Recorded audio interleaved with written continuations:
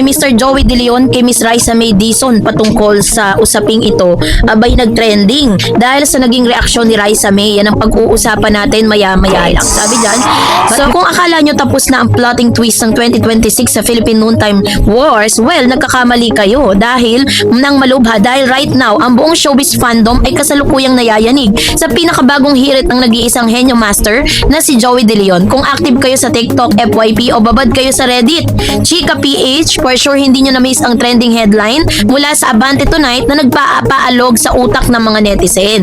Ang tiyaan natin ngayon sa gitna ng live broadcast ng longest running noontime show na Eat Bulaga ay hindi napigilan ni Joey De Leon na ihagis ang isang napaka-unbothered ngunit matinding patama o hirit sa kanilang bunsong host na si Raisa May Dizon. Ito po hinggil sa controversial na Lotus Pit joke na It's Showtime host na si Kim Chu. Yes, bestie, narinig mo ng tama. Ang master ng mga on-the-spot banat ay bumasag na naman ng katahimikan at literal na napaka-awkward silhouette ang buong studio. Gusto mo ng full details breakdown na mahaba pa sa pasensya mo tuwing naghihintay ng validation ng sa crush mo? I-unpack natin ang bawat anggulo sa showbiz.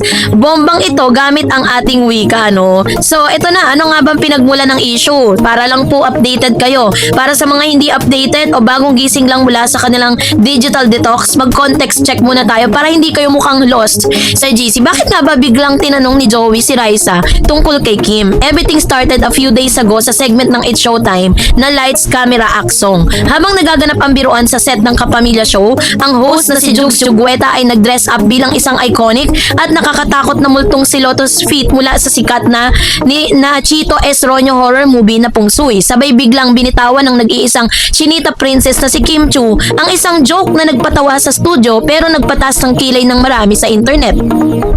Pabiro kasing sinabi ni Kim na si Jugs habang naka-makeup at costume bilang Lotus Pit ay kamukha o kahawig ng Eat Bulaga host na si Raisa May. So boom! Ang mga netizen automatic na nag-react. Ang iba sinabing off limits at body shaming o bullying ang naganap dahil ginawang punchline ng isang tao mula sa katapat na programa na wala namang kinalaman sa segment. Bagamat dinidefend ng mga fans ni Kim na wala siyang masamang intensyon at sadyang inside joke lang o kaya naman ay si Jugs mismo ang tinutukoy niyang kahawig, ang apoy ng kontrobersya ay kumalat na parang wildfire sa social media.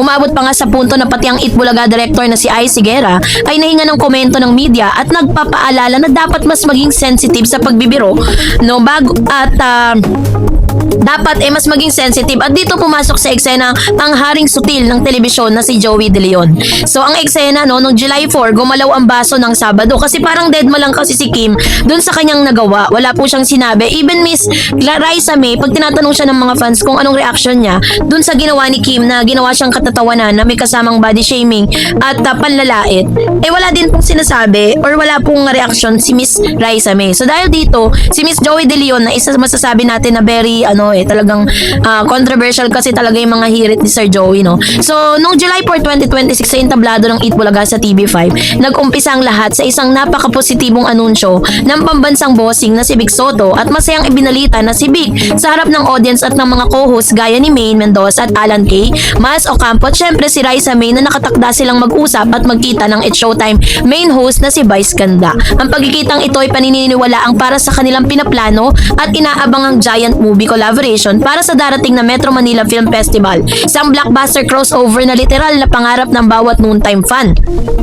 Syempre, naghihiyawan ng lahat. Ang saya ng vibe, abot langit ang palakpakan dahil magsasama ang dalawang haligi na magkatunggaling show. Pero habang nagbubunyi ang lahat, si Joey De Leon ay may ibang plaka na gustong patugtugin. Lumingon si Joey kay Raisa May at biglang binitawan ang linyang, "Ikaw Raisa, kailan kayo mag-uusap ni Kim Chu?" Bro, literal na napatigil ang mundo ng panandalian. Ang mga co-host sa si Alan Kay ay halatang nagulat sa biglang pag-divert ng usapan ni Joey papunta sa pinakasensitibong issue ng linggo. Sina Maine Mendoza, Mas Ocampo naman ay napilitang mag-react sa pinaka-safe na paraan para hindi maging toxic ang live television. So, sa naging reaction po ni Raisa May, pinakita niya dito yung tinatawag na pure professionalism, period. Isipin mo, ikaw si Raisa May Dizon, mula bata ka pa, pinalaki ka na sa loob ng Eat Bulaga studio. Mula noon na pananalo ka sa Little Miss Philippines noong 2012, sanay ka na sa mga biroan, pero iba pa rin talaga kapag na-on the spot ka. No, kino-corner ng isa sa mga haligi ng telebisyon tungkol sa isang taong nag-trending dahil sa paggawa ng joke sa itsura mo. Paano sumagot ang ating nag-iisang aling maliit? Hindi na maliit dahil dalaga na, no? Walang kaantog-antog, hindi nagpakita ng inis. At higit sa lahat, hindi nagdala ng kahit anong negatibong energy si Raisa. Sa halip sumagot siya ng seryoso at magpakita ng tampo, tinawanan lang ito at nagpa-cute at magalang ni Raisa May. Tumingin siya ng diretso sa camera, ngumiti ng napakalaki, kumaway at sumigaw ng hello po, shout out. So slay queen behavior kung ituturing instead of fanning the flames of making it issue between TV5 and GMA, Kapamilya Networks, Raisa chose the high road. Ipinaramdam niya na wala siyang itinatagong sama ng loob kay Kim Chu. Agad namang sumabay sina Main at Miles na nagpa-shoutout para ma-divert ang attention or tension at gawing magaan ang sitwasyon. So ang pagkahenyo, pagkasutil ni Joey De Leon na hindi natin pwedeng pag-usapan. Si Joey De Leon nang hindi tinitignan ang kanyang sining ng pambubudol sa mga seryosong issue. Kilala si Joey bilang isang taong wala talaga siyang filter. Kung ano ang trending sa labas, asahan nung ipapasok niya sa loob ng show bilang isang simpleng side joke. Pero para sa matagal nang sumusubaybay sa kanya, ang hirit niyang ito kay Raisa ay hindi bago. Ito ay classic Joey De Leon move, isang paraan na ipapaalala sa publiko na nakikinig at nakakakita ng Team Eat Bulaga ang lahat na nagaganap sa paligid nito. Sa isang banda, makikita ito bilang pagtatanggol ng isang tito o lolo sa kanyang alagang si Raisa na parang sinasabi sa kalabang show na, hey, nakita namin yung joke ha. Sa kabilang banda naman, ito rin ay isang mahusay na paraan para lumikha din ng organic noise at panatiling mainit ang viewership ng telebisyon. Si Joey De Leon ang tunay na definition ng isang taong nabubuhay para sa entertainment value, no? So, meron nga rin mga chika na kumakalat patungkol sa suspension nga, no, nitong si Miss Kim. Dahil sa matinding bangayan ng mga fandom, no, matapos ang hirit na ito ni Joey, ang original na joke ni Kim, lumala yung sitwasyon sa YouTube at Facebook vlogs. May mga kumakalat pang chika nito, mga nakarang araw na sinuspindi raw ng ABS-CBN executive na si Tita Cory Bidane, si Kim Chu sa It's Showtime dahil sa reklamo umano ng pamunuan ng TVJ at Eat Bulaga. Ngunit ayon sa ulat din ng Bandera at Abante, agad itong pinabulaanan ng mga insiders at mismong mga bossing ng Kapamilya Network. Mariing sinabi ng TV executive na hindi totoo ang mga balita, no, na mayroon pong suspension or normal na naganap, no, dito kay Kim Chu kasi normal po yung kanyang hosting duties eh. Ang paglilinaw na ito ay ito'y nagpapatunay na bagamat na hirita ng live on screen sa pagitan ni Joey at ng sitwasyon sa likod ng camera ay nananatili pa ring maayos yung relasyon ng dalawang dambuhalang network, lalo na't may niluluto pang pelikula sina Bossing at Big Advice Ganda. So ito po yung napakalaking lesson din para kay Miss Kim kasi nahanapan kasi siya ng resibo, nakikitaan siya ng resibo na parang parang sinasabi niya na lagi niya sinasabi that we should always be parang responsible sa mga ilalabas nating mga biro or statement sa publiko kasi minsan nakakasakit ng damdamin. So dahil po doon binalikan na back to you si Kim, no, doon sa kanya mga naging statement. So this is gonna be a big lesson for Kim Chu na kailangan mas maging maingat siya at hindi niya pwedeng pairalin ang pagiging taklesan niya ng live, lalo na't maraming mga nakakapanood sa kanya. So kayo po, anong niyong saloobin patungkol dito? Mag-comment kayo sa comments. And that's it for today.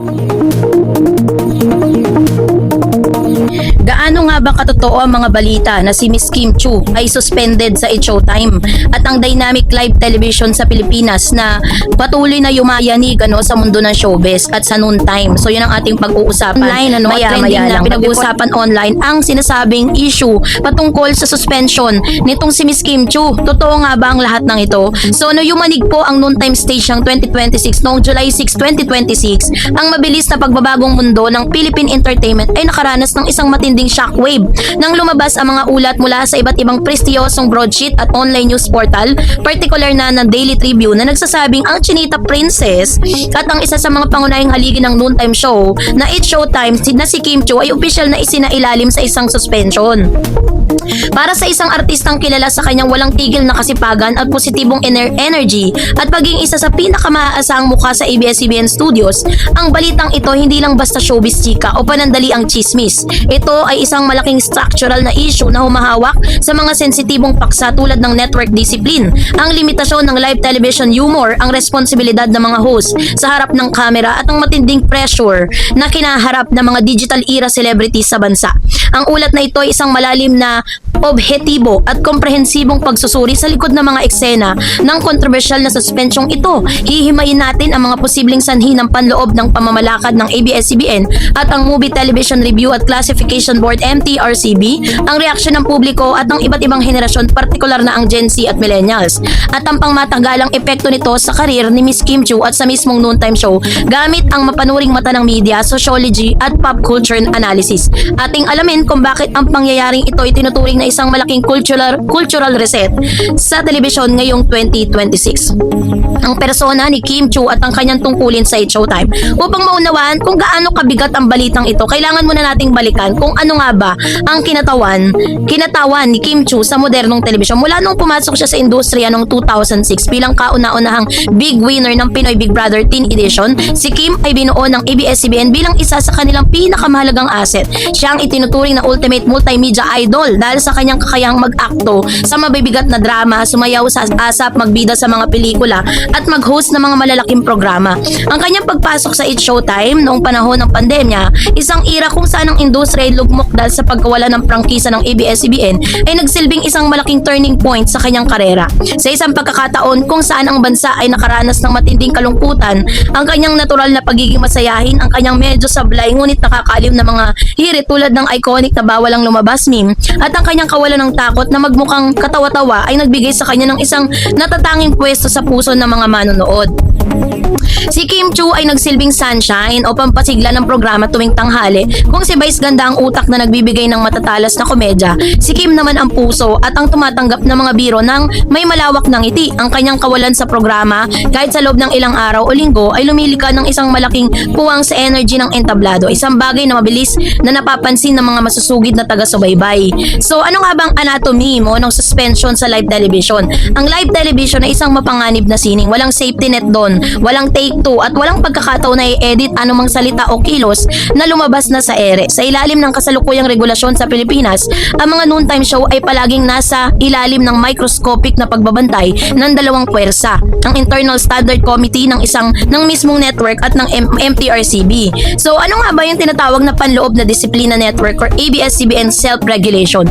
Taliwas sa paniniwala ng marami na ang suspension ay palaging galing sa gobyerno. Ang malaking media at network tulad ng ABS-CBN Studios ay may sariling nakapakahigpit na code of ethics ang broadcasting standard. Ang mga patakarang ito ay binuo upang proteksyonan ang network mula sa mga posibleng demanda at pagkawala ng mga malalaking advertisers o mga sanksyon mula sa mga ahensya ng gobyerno. Kapag ang isang host ay nasangkot sa isang insidente, ito man ay hindi nararapat o salita, slip of the tongue, isang biro na lumagpas sa linya ng kagandaang asal o isang issue na may kinalaman sa kanyang personal na buhay na nakakaapekto sa imahe ng kumpanya, ang management ay may karapatan na magpatupad ng preventive suspension or disciplinary suspension. Ginawa ito para parusahan ng mga artista sa isang malupit na paraan, kundi para bigyan ng produksyon ng panahon na palamigin ng issue or cool off at ayusin ang relasyon sa mga naapektuang sektor. Meron din pangalawa ang tinatawag na MTRCB modernong era. Sa nakalipas sa mga taon ng MTRCB ay naging mas aktibo sa pagsubaybay sa mga noontime show. Ang nakarang insidente ng pagpapatawag ng host sa It's Showtime ay maging tatunggalin nitong programa ay nagpapakita na ang gobyerno ay may mababang antas ng toleration para sa mga formula ng entertainment na itinuturing nilang hindi angkop para sa mga bata or not child friendly. Dahil ang mga programang ito sa tanghali ay general patronage rating, ang bawat hirit ay dapat ligtas sa buong pamilya. So, ang pagsusuri, no, yung tinatawag mula sa clout hanggang sa tunay na suporta. So, yung balita po tungkol sa suspension ni Kim Chiu ay mabilis na hinati ang opinyon ng publiko sa internet na nagpakita ng magkaibang kultura ng pagkonsumo ng media sa pagitan ng mga nakatatandang henerasyon at mga kabataang Gen Z. Ang pananaw ng traditional na manonood or boomers at Gen Z para sa mga nakatatandang sektor. So, lumabas po yung mga balita na si Miss Kim Chiu daw ay sinuspend daw siya ng ABS-CBN dahil sa mga sunod-sunod na mga pangyayari na parang sinasabing hindi raw di umano nagugustuhan ng mga manonood yung kanyang mga ginagawa ng live. Pero according po sa mga boses ng ABS-CBN ay walang katotohanan, no, yung mga balitang ito. It's just so happen na meron tayong tinatawag na cancel culture or the irony of cancel culture. Habang ang ilang sector ay sinusubukang i-cancel i-cancel si Kim Chiu dahil sa kanyang naging pagkakamali. Ang kanyang malaking fandom, ang mga Kim Chiu fans at mga taga-suporta ng kanyang tambalang Kim Pao kasama si Paolo Avellino ay mabilis na gumawa ng counter movement. Ang mga hashtag tulad ng We Stand With Kim Chiu at Free Kim Chiu ay naging top trending topic sa X sa loob ng ilang oras. So ang pagkakaumay ng overregulation, marami sa mga Gen Z na nagpahayag ng kanilang pagkadismaya sa tingin nila ay masyadong sensitibo na sistema ng telebisyon sa Pilipinas. Ikinukumpara nila ito sa mga international streaming platform tulad ng Netflix o YouTube kung saan ang mga komedyante at host ay may malawak na kalayaan na magpahayag ng kanilang sariling wala nang takot na masuspinde. Para sa kanila, ang live TV ay unti-unting namamatay dahil sa sobrang takot sa kontrobersya. So,